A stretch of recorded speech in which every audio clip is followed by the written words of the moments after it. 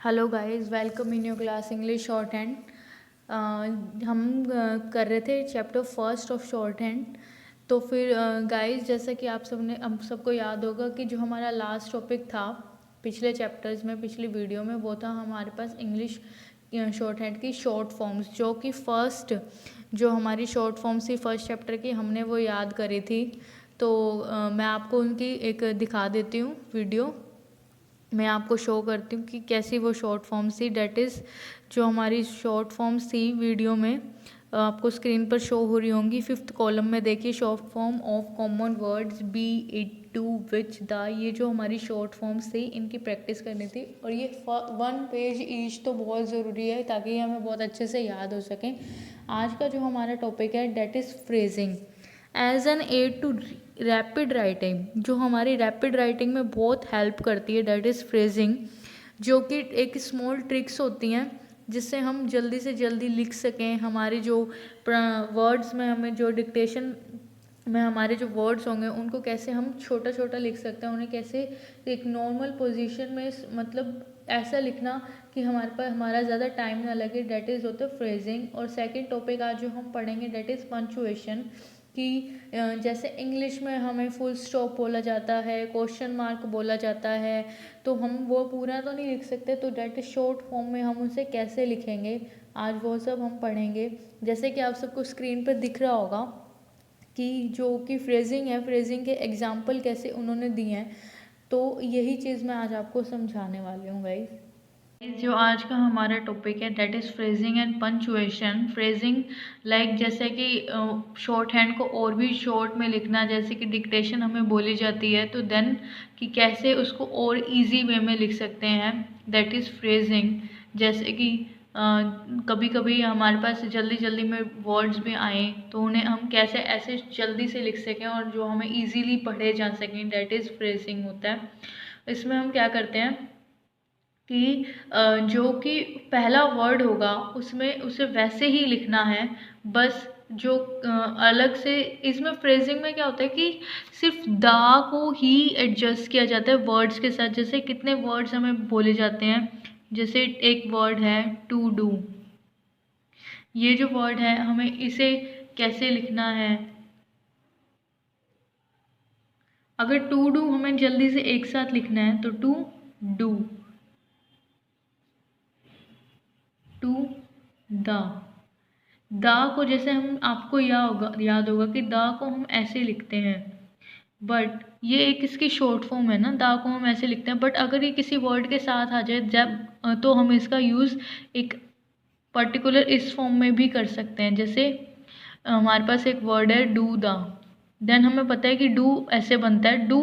अब जो कि हमारा फर्स्ट वर्ड होगा वो वैसे ही बनेगा जैसे वो हमेशा से बनता आ रहा है, अपवर्ड और हमेशा ऊपर से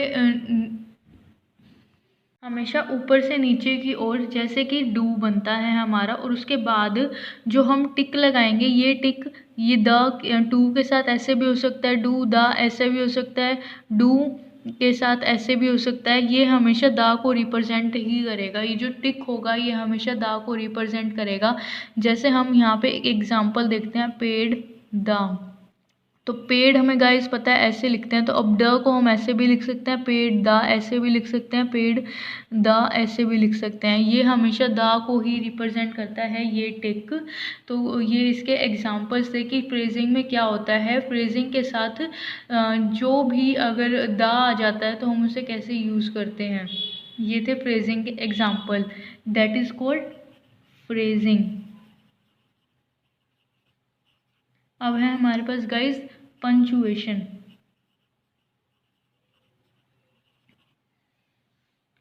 पंचुएशन में गाइस द फॉलोइंग, इसमें कुछ ऐसे जो मार्क्स होते हैं, punctuation marks are used in shorthand, जो हम शॉर्ट हैंड में यूज़ करते हैं उन्हें बोलते हैं पंचुएशन। जैसे हमारे पास इंग्लिश में जब भी कोई लाइन लिखी होती है तो उसमें कब कहीं पर फुल स्टॉप होता है, कहीं पर क्वेश्चन मार्क होता है, कहीं पर हाइफन होते हैं, तो उन्हें शॉर्ट हैंड में कैसे लगाना है। शॉर्ट हैंड में फुल स्टॉप को हम ऐसे लिखेंगे, जब भी कोई फुल स्टॉप बोले तो हमें उसे क्रॉस का साइन लगाना है, ये इस पर्टिकुलर लाइन पर ही बनता है, दैट इज़ शॉर्ट हैंड में फुल स्टॉप ये होता है। क्वेश्चन मार्क को हम इसमें ऐसे लिखते हैं, हाइफन को गाइज हम इसमें हाइफन ऐसे लिखते हैं, डैश, डैश को इसमें शॉर्ट हैंड में ऐसे बनाया जाता है, एक्सक्लामेशन,